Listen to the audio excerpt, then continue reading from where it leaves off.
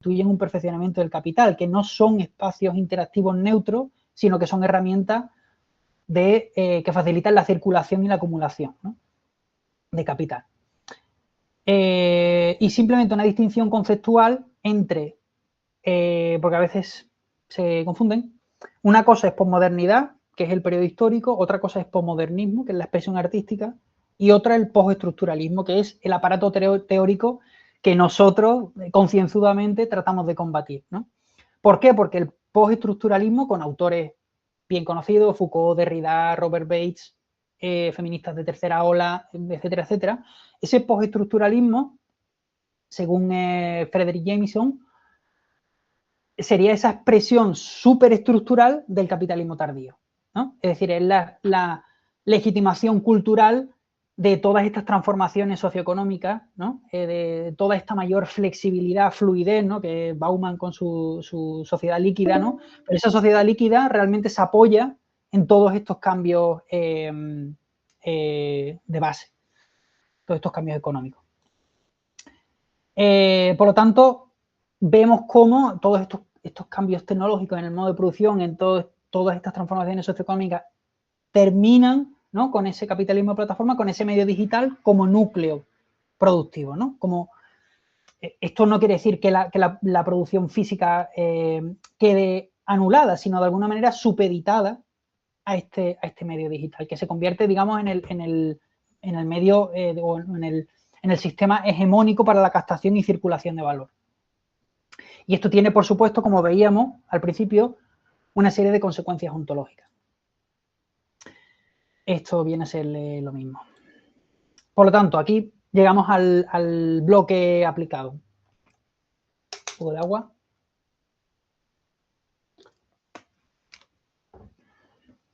Producción digital y dialéctica de imperio. Es decir, ya hemos visto cómo se gesta el sistema digital, hemos visto al principio, vuelvo a recalcar digamos, lo que es la idea ontológica de producción, y vemos ahora cómo se aplica esto al ecosistema digital. ¿Cuál es vamos a decir, la triple manifestación, o cómo se manifiesta, o qué repercusiones tiene desde el punto de vista de nuestra ontología especial o desde los géneros de materialidad en su conexión con el espacio antropológico, la producción digital? Pues primera dimensión óptico-material, la física, con su conexión con el eje radial, es decir, de las relaciones del hombre con el medio natural, ¿no?, que sería la base material. Pues, ¿cómo se manifiesta esto en el espacio, en el ecosistema digital? Pues, que no se nos olvide que tiene una base material, que son todo el conjunto de servidores, fibra óptica, centros de datos, chips, y sin todo eso es imposible, que a veces pensamos que es algo, no sé, como intangible, pero que realmente tiene un fundamento en el eje radial brutal.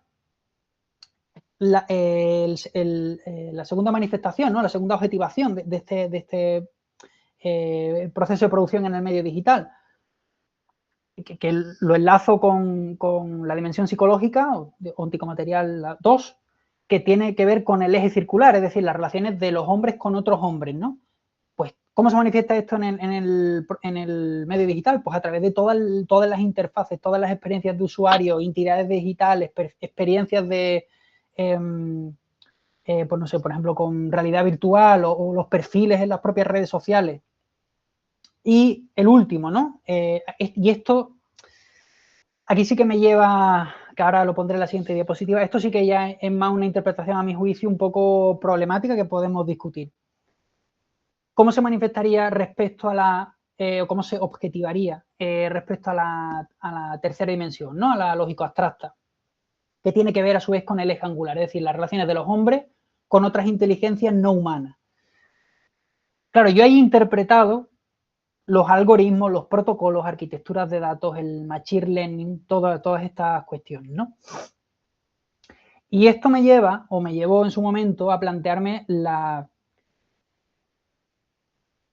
cuestión del fragmento que Marx incluye en contribución a la crítica, o sea, en los Grundrisse, concretamente el fragmento sobre la maquinaria, ¿no? Cuando hablaba que el trabajo muerto, o sea, cuando una sociedad alcanza determinado desarrollo tecnocientífico, el trabajo muerto termina dominando al vivo, ¿no?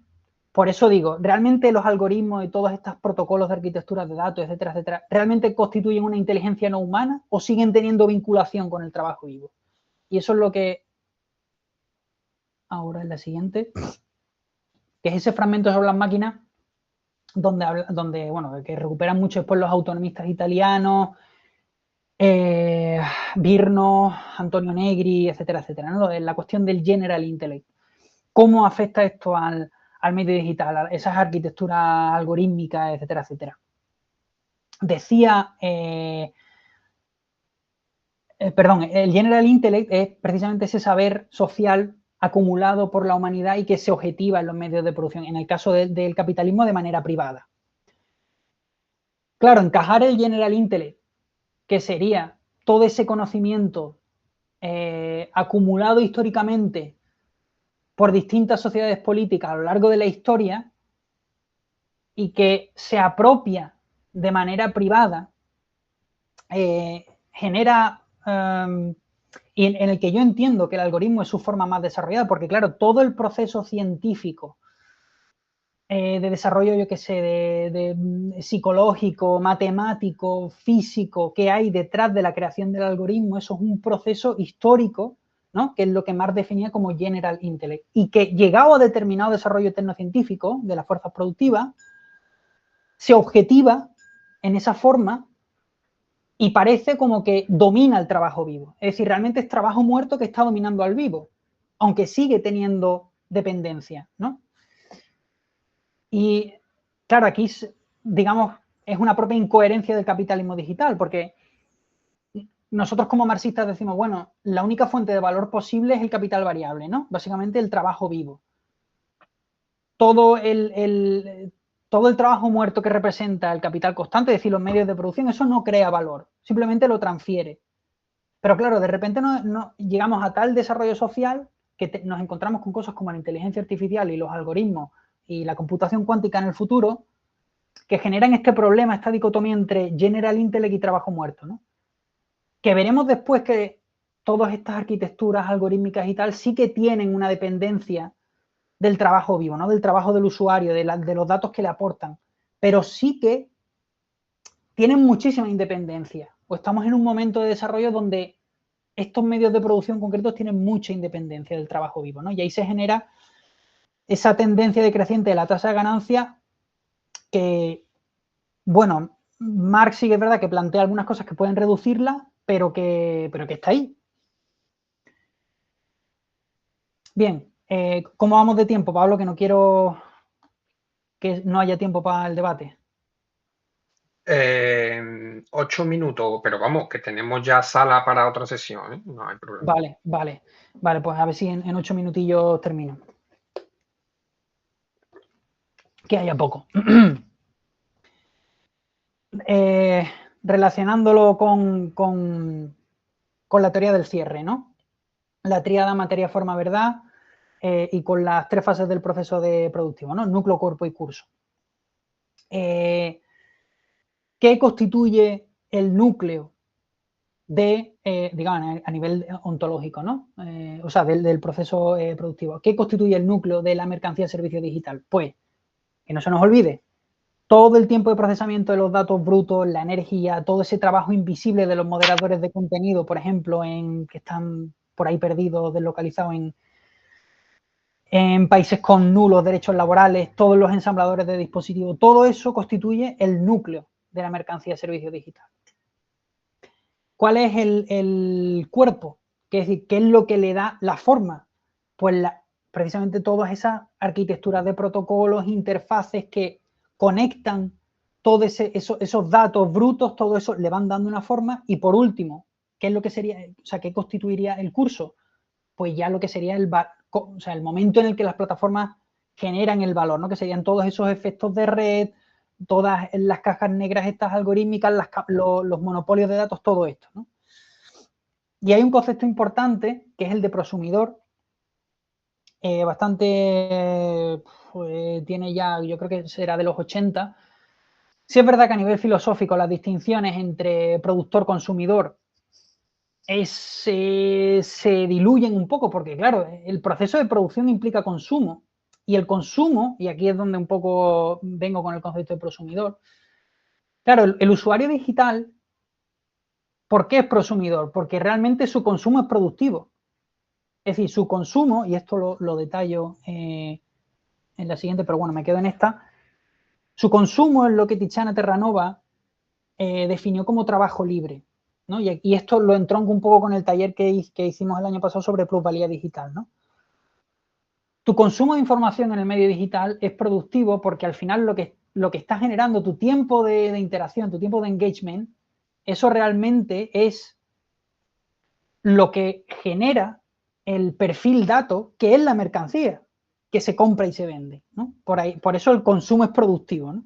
Y la cosa es que por eso está tan fechitizado, ¿no? Porque al final es tiempo de ocio, es tiempo de esparcimiento, también, y es algo que han posibilitado estas tecnologías digitales, ¿no? La mercantilización de espacios de vida que antes eran completamente inaccesibles.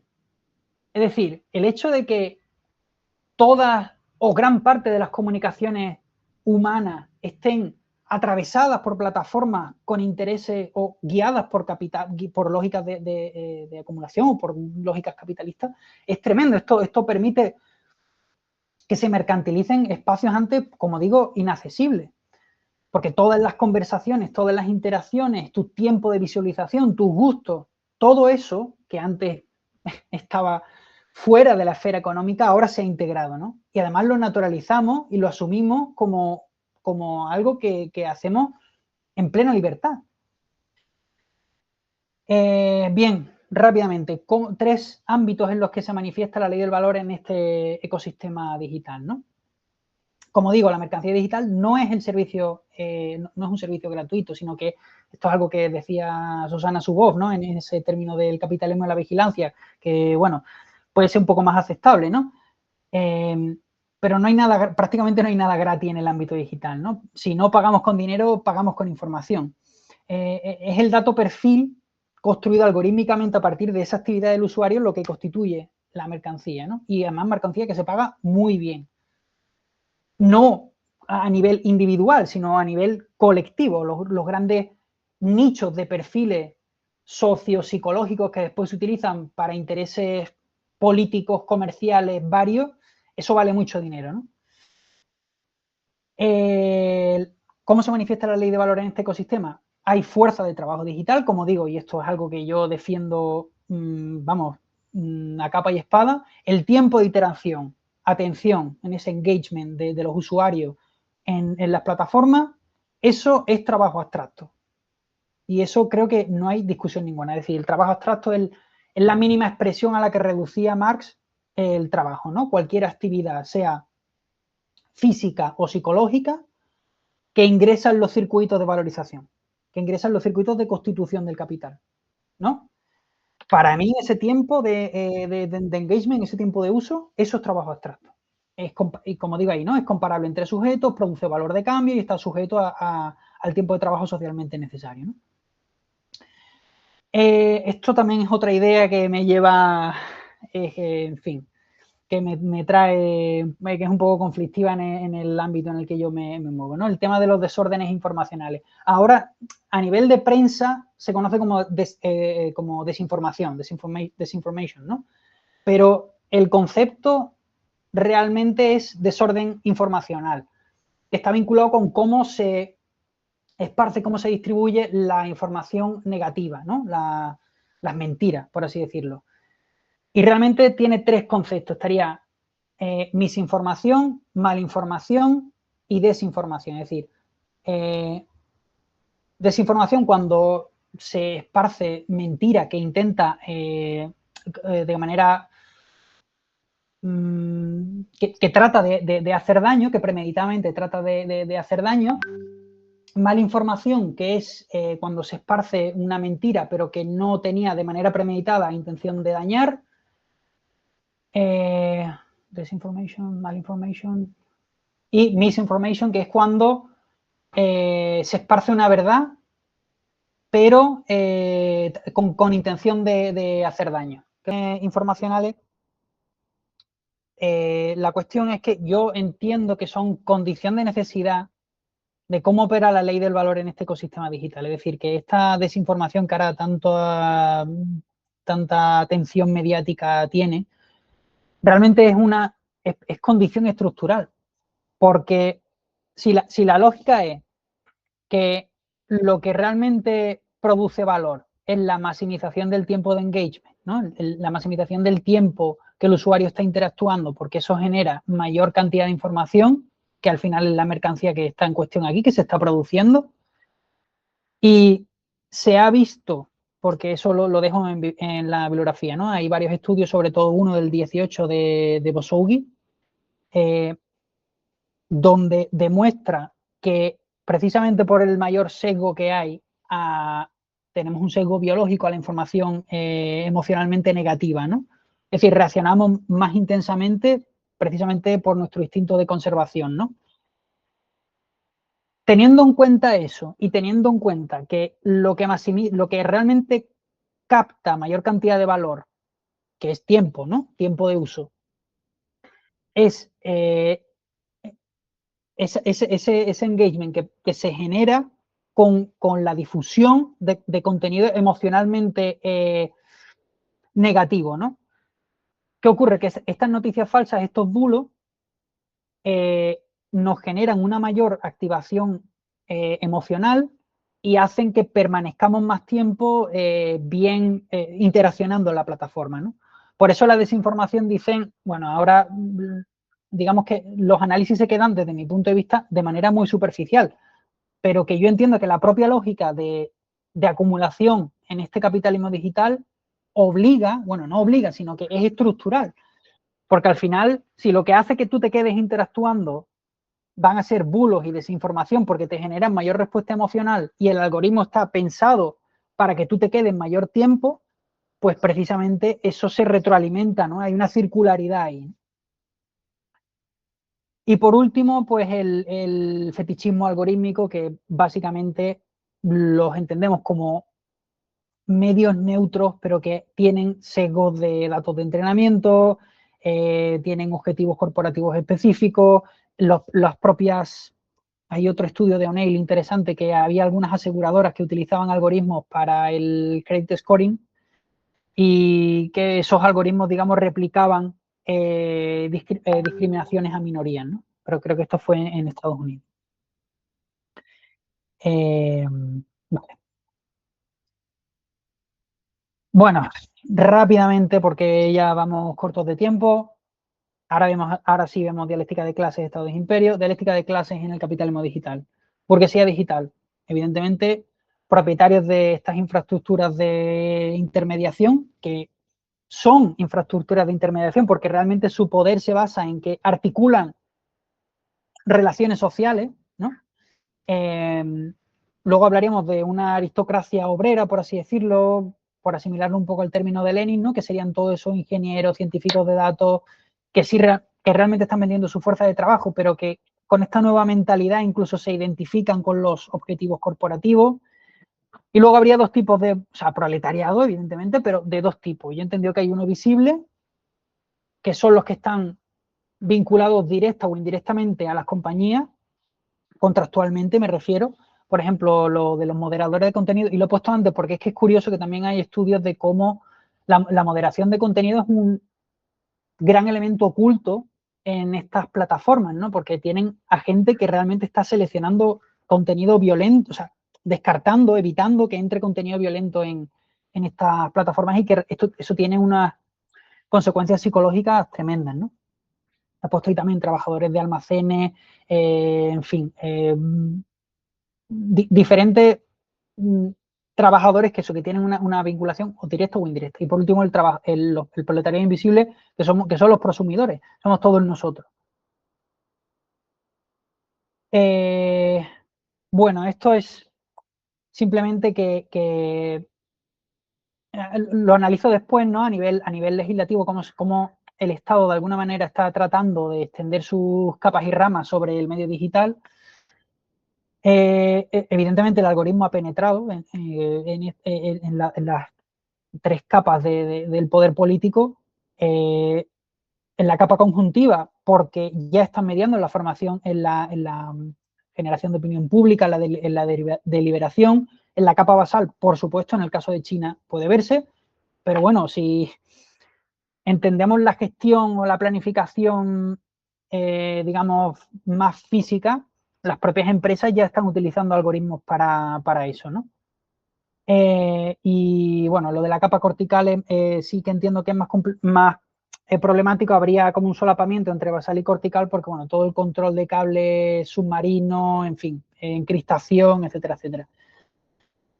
La siguiente, bueno, aquí hay creo que lo cito después, Proudford tiene un ensayo buenísimo que se llama Los imperios digitales, donde ella es jurista, entonces habla de los distintos, vamos a decir, sistemas de regulación de este medio digital, ¿no? En el caso de Europa, se hablaba ahí lo tenéis, el efecto Bruselas, porque fue la primera que, en fin, promulgó esta ley de inteligencia artificial, de protección de datos y tal, pero esto es tremendamente paradójico porque Europa es deficitaria, o sea, no es soberana digitalmente, porque al final Europa no tiene sistemas operativos propios, la mayoría es decir, toda el sistema digital que se utiliza en Europa, los servidores están en Estados Unidos, o sea que es un poco papel mojado. Sin embargo, China sí sería el gran ejemplo de soberanía digital, ¿no? Con el gran firewall y los bugs, que son o sea, es como el bloque de empresas tecnológicas enfrentado a los GAFAM, ¿no? Ese Google, Amazon, Microsoft y Alphabet y Meta, no sé si lo he dicho en orden, y que está tratando de desarrollar la ruta de la seda digital. Por eso os he puesto aquí o sea, ya sabéis que la ruta de la seda es como, o la nueva ruta de la seda es como ese gran proyecto geopolítico de China de generar una red de influencia basada en conexiones, en una red gigantesca de ferrocarril, oleoductos, gaseoductos, puertos marítimos. Pues está tratando de apoyar esto, pero a nivel digital, ¿no? Es decir, que vemos que hay una geopolítica de este mundo digital. Llegamos a la dialéctica de imperio, que era lo que venía diciendo, apoyándome un poco en la idea de Bradford, que, en fin, al final es muy formalista, pero que tenemos, por eso decía antes que este medio digital había sido desarrollado desde patrones anglosajones y que hemos llegado a un punto donde está empezando a ser contestado por la soberanía digital de China. Vemos una dialéctica tremenda en las cuestiones de los superconductores, yo qué sé, las sanciones a Huawei, la prohibición de TikTok, la guerra entre el 5G y 6G, ¿no?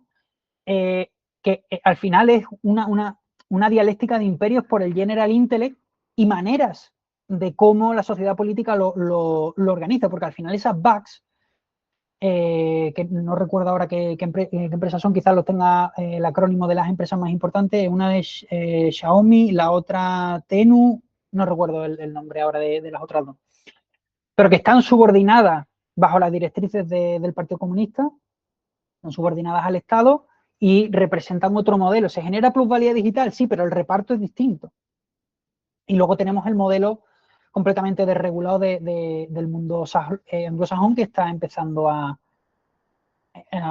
entrar en declive. Y el papel subsidiario un poco, sí, de potencia normativa, pero que al final queda siendo un poco papel mojado, como digo ahí, la ley sobre inteligencia artificial más ambiciosa, pero Europa no tiene ni motores de búsqueda, ni sistemas operativos, y realmente los servidores están en otro país, ¿no? O sea, están en Estados Unidos. Esto ya lo hemos comentado. Conclusión, pues precisamente lo que vengo recalcando a lo largo de todo el taller, pues que el medio digital no constituye una nueva economía que, como decían, superara dialécticamente estas contradicciones del capitalismo, sino que realmente es un refinamiento del mismo, ¿no? Desde el materialismo político, ¿qué es lo que decimos? Pues que las mismas estructuras ontológicas que analizan la producción industrial se pueden aplicar a lo digital, ¿no? Y que hay una continuidad, ¿no? Bajo esa apariencia de novedad radical. Yo ahora sí que voy a terminar con unas propuestas, ¿no? Hay algunas cosas que quedan sin resolver. Por ejemplo, ¿qué sujeto político puede impulsar el algoritmo público? ¿Cómo articular soberanía nacional con la naturaleza transnacional de este ecosistema digital? ¿Qué formas democráticas puede adoptar el control público del algoritmo? Son cosas que dejo ahí, son cosas que a mí me encantaría que el día de mañana Vanguardia, quizá cuando demos el paso a partido, pudiera defender, pudiera llevar en su programa. Yo creo que la cuestión de una gobernanza algorítmica pública es fundamental en este contexto en el que nos acontece, ¿no? ¿Qué es lo que yo...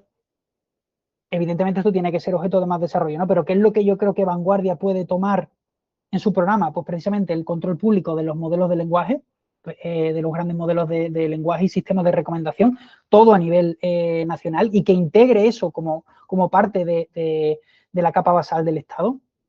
Y pongo ahí la analogía, igual que la red ferroviaria en el siglo XIX, los estados tomaron conciencia de lo importante que era su control y desarrollo, o de la red eléctrica, pues igual con estas cuestiones, ¿no?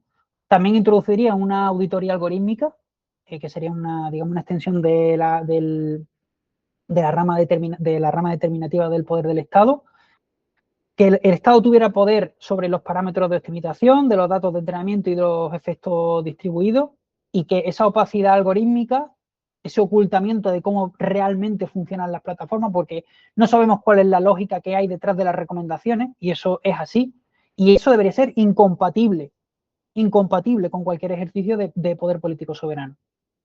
Y por último, una planificación pluralista en el sentido de cambiar ese objetivo de optimización del engagement, de maximizar el engagement, hacia una calidad informativa, hacia una diversidad de perspectiva y hacia una verificabilidad de las fuentes, ¿no? Por eso digo ahí que el algoritmo es un poco como la radio del siglo XXI. Entonces, ¿quién determina sus objetivos o a quién realmente beneficia, ¿no? Y nada, con esto, bueno, aquí también tenéis, he dejado ahí un poco de bibliografía, así que con esto cierro.